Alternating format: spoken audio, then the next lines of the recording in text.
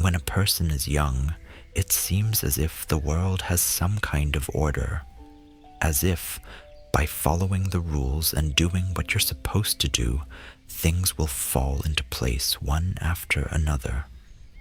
Later in life, you realize that this order is mostly something we invent, something that helps us move forward without asking too many questions.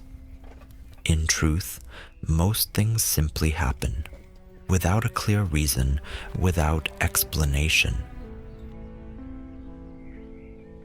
Back then, I didn't think about it that way. There isn't much time for reflection when you're surrounded by people doing exactly what you are doing, moving, stopping, watching the distance, waiting. Life becomes very small.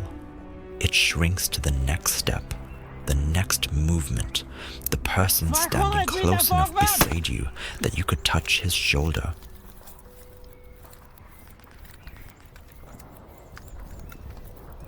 Sometimes I feel that a man only begins to understand life when everything around him becomes fragile, when he sees how easily something can end. Not with a dramatic moment, not with anything grand, but almost quietly. One man simply stops moving, then another, and after a while you realize the space around you has grown wider. Years later, I think the strangest thing is not the danger itself. You get used to that. The strangest thing is how quickly you grow accustomed to the idea that the world can change in an instant, and that this isn't something extraordinary. It is simply part of life. There was a moment I remember very clearly. I was lying on the ground, looking at the grass from very close. The wind moved it slightly, and for a moment everything seemed calm, as if the world had decided to pause for a while. I don't know how long I stayed like that. When I finally stood up, I realized something I had not expected. Of everyone who had been there only moments before, I was the only one left. The field was empty, and the air still carried the smell of dust. For a long time afterward, I wondered why it was me.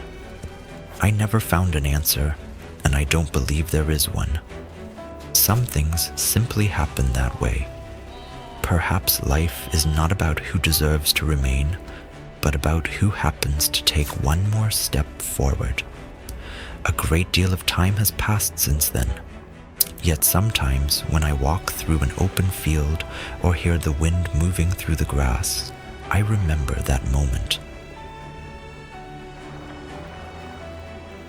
Not as something heroic or tragic, but simply as the day I understood how quietly life can continue after everything around you has stopped.